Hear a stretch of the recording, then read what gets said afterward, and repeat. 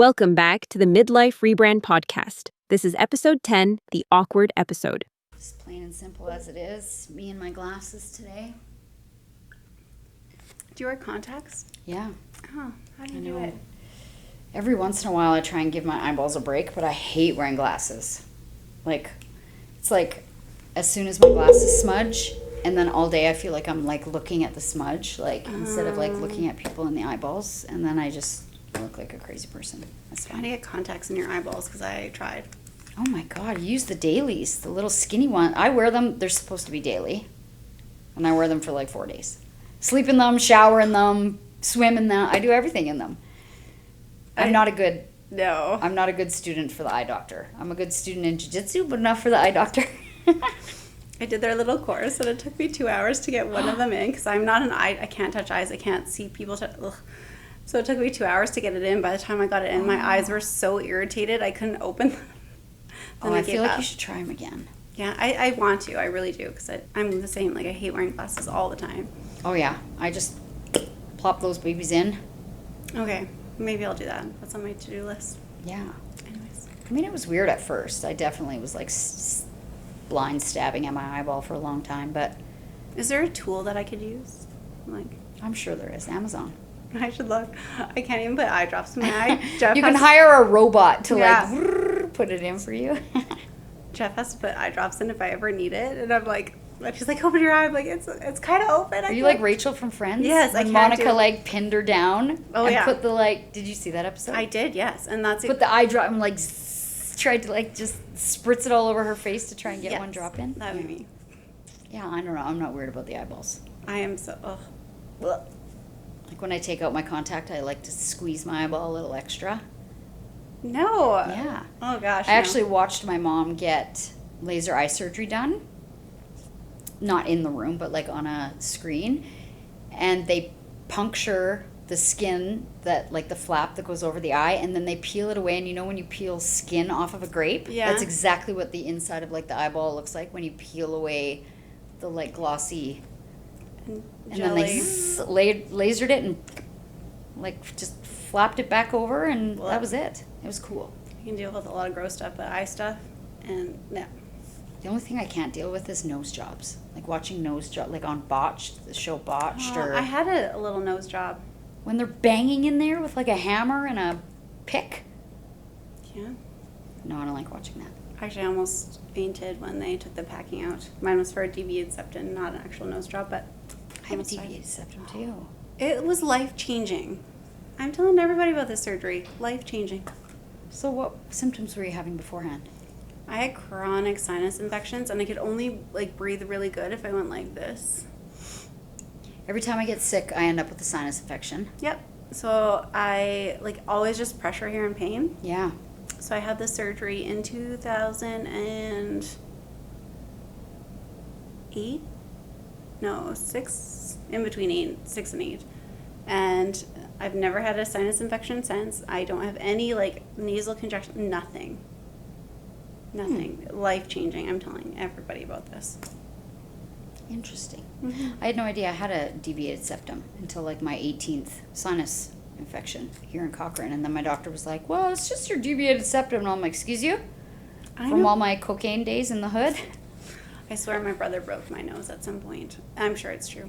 You know what I think it's from? I used to huff on those little Vicks vapor sticks. Oh, do you remember yes. those? They're still around. They're still around. So, funny story. It was a weird twitch thing for me to all the You're time. addicting.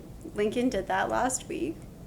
Oh, bless. But he did it too hard, and then he was freaking out and panicking. He's like, I can't breathe, it's in my nose. So I threw him in the shower with steam and blew his nose. Oh, poor kid. It was a big ordeal, but he just Got an overdose of the Vicks up the nose, eyes watering, burning. The burn inside. I mean, it cleared him out, but Yeah, it would. And then gave him a deviated septum. yeah. So he'll be in surgery in 10 years. Great. Anyways, that was a fun little jaunt down with some chit chat. Yeah. So we're going to add that in because that was 7 minutes worth of blabber. So, yeah. That could be our blabber for the week. Yeah. Weekly blabber. But you have some exciting news. Let's share it with the peoples. Also, hi, peoples. Welcome to episode 11. Yes, episode 11. We made it past 10 episodes, so that's, for both of us, a Yep. huge success. Yeah. But yeah, I got an interesting phone call today, and I'm going to France and Switzerland. I'm so jealous. Not- Take me with you. Not for very long, but now I'm going to have to deal with all of the anxiety of traveling alone and all of the everything that comes with it, because I am not the most outgoing, confident person in these kind of situations. Yes, we talked about this a couple episodes ago. We did, I mean, yeah. better you than me, honestly, because I would legit already be like hiding under this table, I know, I'm just freaking out. I'm saying yes, right? We're saying yes to Yeah. things. This is a yes thing, and I'm going with a company that I work with in my medical aesthetics business, and I will take all of you along. I will come up with some kind of little Oh yeah, send us videos, Video post some of how stories and I'm some doing. lives. Yes, and if you don't return, because I'll be in Geneva, Switzerland. Really? yes, send us a pin. Yes. I don't know how to do that, but I'll figure it out. But if you don't come back, I will be interviewing podcast hosts immediately. If you're See you interested, later. let me know. No children or husband for a week. And then 12 hours on your own exploring, because Yeah, the way your flights. flights worked. So I'm really, like, in my head, I'm like, okay, I'm just going to stay in my hotel room and wait for my flight the next day. But no, I'm going to go yeah, you don't want to do that. figure it out. I've Yeah. never been to Geneva, Switzerland. Small ventures. Yeah, I'll walk down the road. And Yeah, walk down the road and then come back and be like, okay, that felt safe. You're Yeah. okay, nervous system. Go a little bit further. Go 2 blocks, and then go 3 blocks, and then do Yeah. that 12 times and your 12 hours is over. Like, even I really want to push myself to go out for dinner by myself. What's Swedish? What's the Swedish food? I want to say chocolate is a big Swedish thing. Just a dinner of chocolate. 5-course I chocolate mean, meal. amazing. But I will find out and let you all know. That would be right up your alley, actually. Oh, it'll be so good. Give me Yeah. all the sweets. Chocolate-covered gummies, All of it. gummy-covered chocolates. Just Give keep it to loading me it all up. in a 5-course meal. Thank you. Yeah, I'm going to Switzerland for work. That's so exciting. I'm so jealous. I want to go. I have been thinking about this day for 4 years now, that I wanted to go to some kind of event. And then they called me and they said we had a dropout. See what happens when you just start saying yes to things? When you just Yes. start doing things that are way out of your comfort zone, look at what happens. Look at this And I amazing yes, door that opened for you. I had told the lady too about a month ago. I'm like, if there was an opportunity for this event, please keep me in mind. Would I have said that before? No. I'd just be like, in my head, pick me, but not actually like. Yes, good. And it's coming true. So Love it. we're saying yes, and we're getting out of our comfort zone and going for it. I did a Kentucky tour when I was, I think, 20 years old. What is a tikiki? Kentucky tour? I don't know what You've that never is. done that? No. Oh, gosh. Growing up, my mom and dad were like, when you graduate, university or high school, whatever, we really want you to do this. Like, they had each done it by themselves. I didn't go by myself. I brought a friend, but I wish I had gone by it myself. I did, I think, 12 countries in 14 days on a little bus with a bunch of 18 to 20-year-olds, and we saw all the highlights in Paris. We started in London. We went to, I think we were in Switzerland, France. We did it all. Damn, but is only that still a a day. thing you can Yes. do? A Kontiki tour. Yes. Can I do it at 45? I mean, I think it's a different population. We slept in like hostels the whole time. Oh, and yeah. I'm sure there's ones that you could do that are like 45, thriving, a little comfort. and- Like a bougie Kontiki? Yes. Yeah. A diva Kontiki tour. I'm sure there's something out there, and just to see some sights and Oh, that's cool. Yeah. just to see like the world a little bit before you get into work and you get into your Yeah. real life and you can't travel Add it anymore. to your dating resume. I'm well traveled. Yes, I I've went. been on a Kontiki tour. I went away for 2 weeks. That's right. I did all 2 weeks in 12 countries. It was 12 countries, and then we Yes, went to that's Ireland. impressive, though. That's a good resume. It was great. Yes. Every man wants a well-traveled woman. I'm sure Jeff was like, yes, she's well-traveled. I know. Check, check, and check. That's exactly what brought him in. She's going to pair perfectly with my boat shoes. Yeah, exactly. We can yacht together. Yacht in the rivers of France. Oh, man. So, That's cool. yeah, but welcome. Anyways, this I think leads right to our conversation today. We're calling this the awkward episode. Yes. We're just going to talk all things awkward.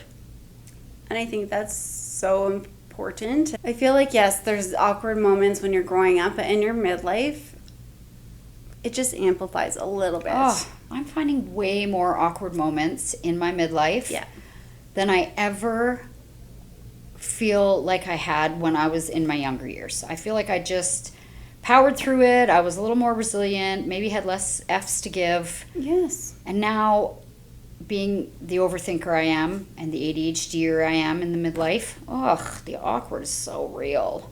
And then it just sticks in your brain for weeks and weeks and weeks. Yeah. And you get to relive it over and over and over again. And I don't know how to get past it or why when it's something so little. And you know deep inside you're like, okay, it happened, whatever, move on. Yeah. But to actually move on, how?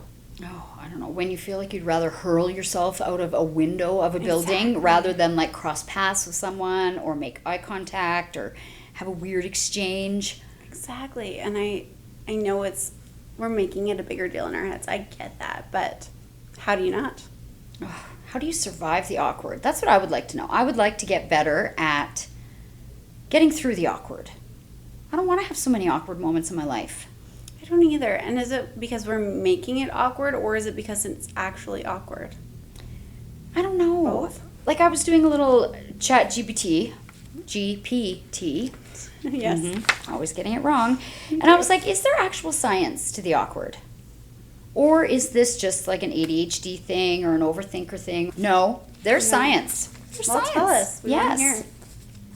So ChatGPT says that essentially what awkward is your social monitoring of the brain. We are wired to constantly scan how others see us. So when something feels off, it sets your brain off into an awkward alarm. Interesting. So it's like a warning, really. Like a social... I don't know even how to say that. Like a social cue. Cue, yes, thank you. And I feel like we're probably overthinking it. Yeah. Amplifying it. Definitely. It probably doesn't need to be as awkward as we end up making it. But it is ultimately like that little anxiety man, a warning in your brain, in your nervous system, telling you to proceed with caution. That you're not safe right now. Don't hurl yourself out a window. Proceed with caution. Exactly.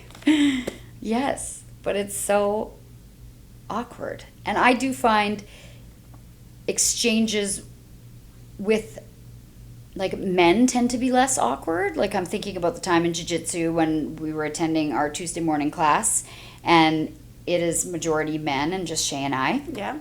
And I just let it rip on the mat, like full morning gas because I had my coffee before class instead of after. And it was like nothing. But it's funny you say that because I don't even remember this happening. Oh, I do. I know, but... It's like this red alarm moment in my life where the individual training in the moment probably realized it, but paid no attention to it and was just like, well, that's normal. Moved on with his life. Yeah. And I just sat in utter humiliation for the rest of the class, not absorbing anything that was taught, not drilling anything.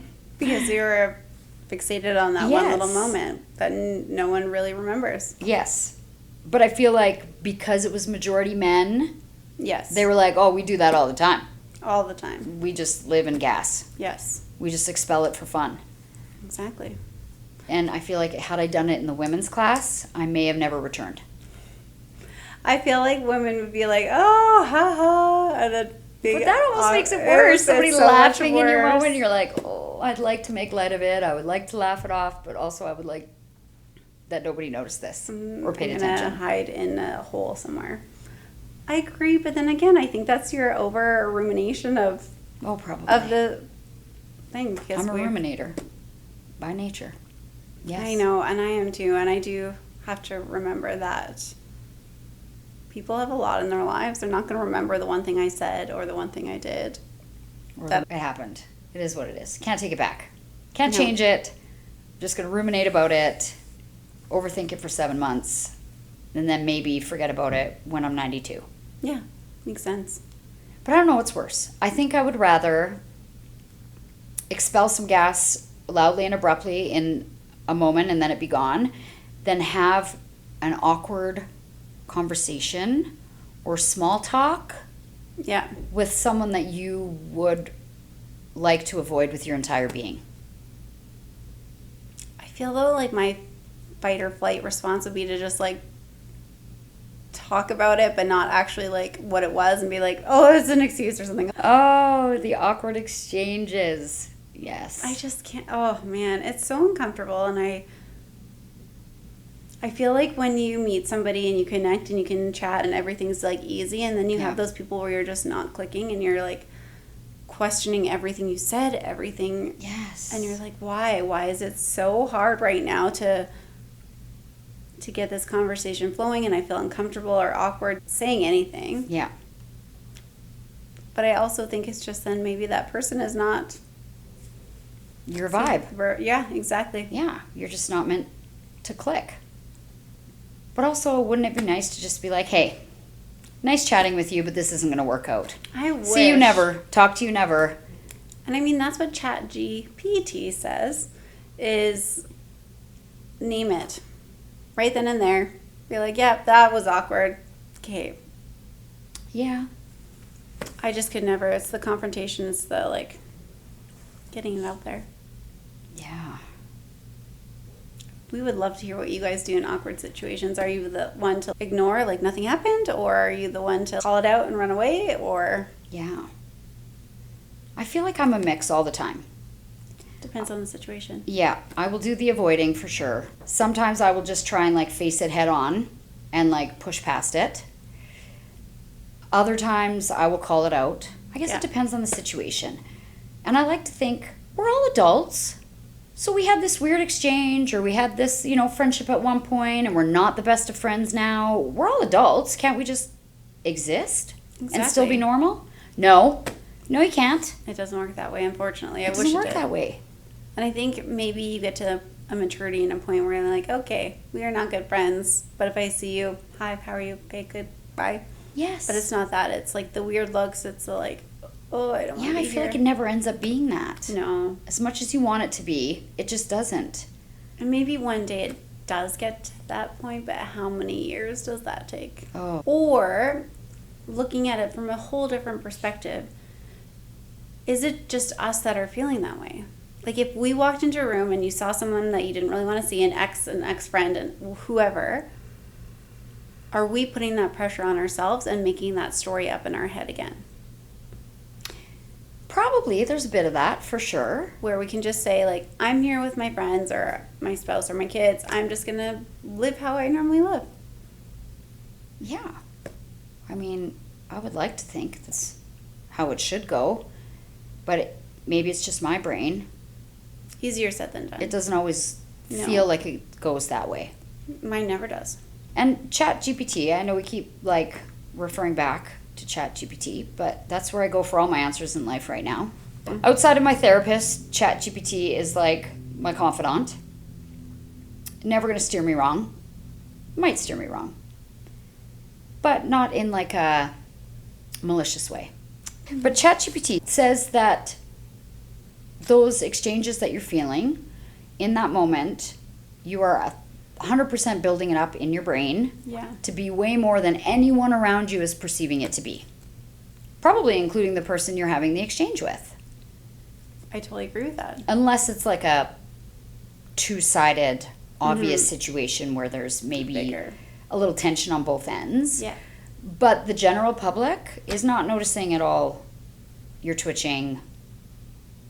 Or looking whatever. at somebody's toes or teeth instead of Yeah. their eyes or, yeah. I always struggle where to stare at somebody when you're trying to be engaged with them and have a conversation Oh with my them, God, but I feel that too. and you're like, well, do I stare at one eye or both eyes or their lashes? Maybe they're conscious about their eyebrows, so I should stop staring at them. Like, on and on it goes, and I'm not even listening to what is even being said. And I think actually I've learned that that's a really big ADHD trait too, because you're trying to appear normal. So normal people would look in their eyes, but then Normal. I'm like, normal. We're trying to be normal in Typical. quotations. Yeah. Typical. Instead of neuroatypical. You're trying to look in their eyes, but you don't want to like stare too deeply because that gets awkward. So then do you look at their nose or their one freckle on their face, or do you look away? I have that all the time. I'm a classic break eye contact. I do too. And I feel like it's just because I'm getting to that place of like, okay, now I'm staring at the one eyeball so hard I can see their soul. I know. But I need to look away. But then I feel bad. I'm like, don't take that as I'm not listening to you. I know. It's so hard though, because then you don't feel like you're genuine. I know. I don't know what to do with this. I know. And there are those people out there that are really good starers. They just like, they stare at you and I'm like, oh, after 2 seconds, I'm like, oh God. I know, like when they make you feel uncomfortable. Yes, and awkward and like, I know. You want to show respect too or be present, but where do I look? Where do I look? The eyes are so crazy too. Yes. Because they do just say so much about somebody. Yep. In just like a glance in an interaction. Like I feel when I'm talking to somebody, as soon as I've said something stupid, I'm like, I can see it in their eyeball. I know, or their I facial. can see it. Yep, it's going downhill. Abort mission. Exactly. Run away. This conversation is not working and I feel uncomfortable and how do I get out of it? But like try and make it light. And Cut ties and run. You got to go take a phone call. I hate when I'm talking to someone and they're like, oh yeah, look at that time. On the other hand, I'm like, oh, I thought things were going okay. I know, that's the worst too. It's when so somebody gives you weird. that, oh, well, I got to get going. And you're like, oh. Damn it. Was I just going for You're like, damn, I wasn't engaging enough. I know. Oh well. But also you're thinking, I wanted to say, well, it's time about 20 minutes ago. I know. And I didn't, to be polite. I didn't know how to get out of it. And then they did it first. Yeah. And then I've forgotten everything they said because I'm just annoyed that they beat me to the exit. Exactly. Anyways, awkwardness. It's real. And that's very present in our midlife. We're not crazy. No. We're probably overdoing it. We're probably being a little extra. I think we're just saying it, and I think a lot of people feel it too. Probably. But they just don't know how to name it or say it. And actually, that's what ChatGPT says is to name it. Call it what it is. Yeah, call it what it is. And we've Yeah. been talking about that for a while. Just say what you need and say what's Yep. going on and Say what name you it. need. To own your shit. And I brought it in actually to my kids' life as well. If they're feeling worried about something, name it. Yeah, what is it? Say, okay, well, I'm worried that, I don't know, you're downstairs and I'm upstairs. Okay. Thank your body for keeping you safe and tell your body, you know what, I am safe here. But name it, call it out. And I'm starting young. Hopefully they'll be able to pick up on those cues. And I find it's helpful. We are going to talk about this too, is like how our body reacts to the awkward, the anxious, everything like that. If you're naming it, okay, why is my heart rate racing, or why am I feeling like I just need to run? Yeah. Let's name it, and then we can move forward. That pairs well with what we were talking about with like my therapist's suggestion. A little anxiety, man. I see you. Exactly. Okay, let's name it. Let's recognize it. And let's move past it. Exactly. And of course, moving past it isn't as easy as just moving past it, but having that name for it and knowing that it's not just in my head, it's a whole body response for myself and for my kid. It's been really thought-provoking. And you can recognize it when you say it out loud. You kind of realize, oh, well, that sounds a little silly maybe. It's taking away that power. It's taking away the power by naming it and recognizing it and thanking it for what it's trying to do for you. Exactly, yeah. And then proceeding forward. Maybe not moving past it, but proceeding forward. No, I love that. I think it's very helpful, and I recommend everyone trying it, just naming it. How are you feeling? Naming the feeling. Yep. Name the angst. Say it out loud. Name the sadness. I don't talk out loud. I know we're a little bit different that Oh way. my God, I talk out loud so much. But I'm trying. I do find it helpful. I just say it out loud. Yeah.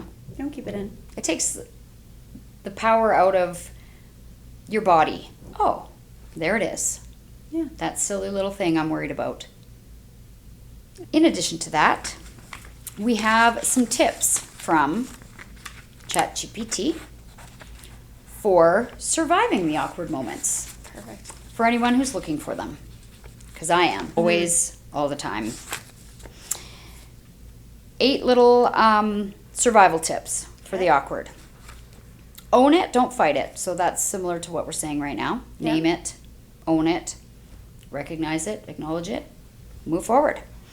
Use humor as a reset. I definitely do that.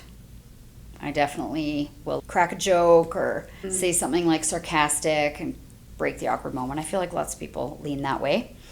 Or you can lean into the curiosity. If the conversation stalls, ask the person a question. Stare deeper into their eyes. Make it more awkward. Oh, God. No, thank you. Maybe you could try that tactic. You never know. Yeah, let me know how that goes. I mean, without change Yeah, comes true. no change. That's Right? That's true. Yeah. Don't over-apologize. This is a big one. Yeah. Sorry. Oh my God, sorry, I'm being so awkward. Sorry, I'm being weird. Sorry, I'm sorry. Like, no, just stop saying sorry. Okay. Something I saw the other day stuck with me. And it's sorry doesn't mean anything unless the behavior changes. Yeah, I agree. So if you're just going to continue to be an awkward person, don't apologize for it. Just be you. Just own it. Mm-hmm. Don't say sorry for it. Yep. Unless you're going to not be awkward anymore, which is impossible in my Yep. opinion. Agreed. Body language rescue. Smile, nod, keep eye contact. I know nowadays they don't encourage this, but a little haha and push the person. I think you have to like ask consent now for that. You But sure do. that's something sometimes I would do, like, no, ha, you know, a little brush towards them or something to kind of break that energy barrier. Silence is not your enemy. Sometimes it's okay for a pause, but like 3 seconds. Oh, okay.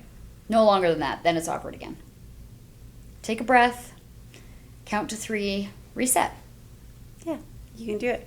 Again, this is ChatGPT, not me, saying any of these things. Have to go to escape hatch. What? Oh, sorry. Have a go-to escape hatch.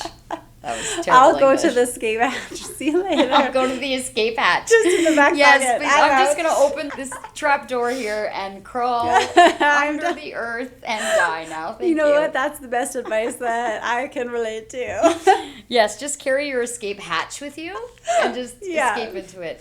See you later. Oh my God. I would like to do that. Wouldn't you That like would to do be that? the best thing ever. Just, sorry, goodbye now. This is awkward. I know. I'm going into my escape hatch. Oh, sometimes I really question my English skills. Last one. Remember, everyone feels the awkward. It's true. Everyone's feeling it. I don't know if that makes it better. I don't know that that's helpful. I think that makes it worse for me.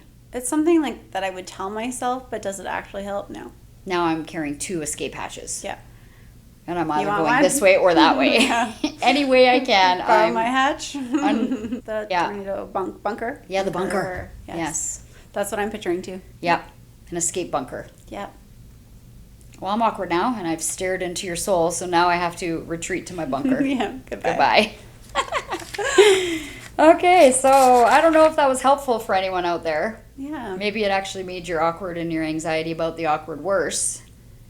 But I we're hope here to not. talk about it. Yeah. I know that you're not alone. You're definitely not alone. And just think the next time you're feeling so awkward, you want to escape into your bunker, we're Yes. there with you. Or think about your bunker. This is awkward. I have a bunker in my back pocket. I got a bunker. Yeah. Just going to hop in it.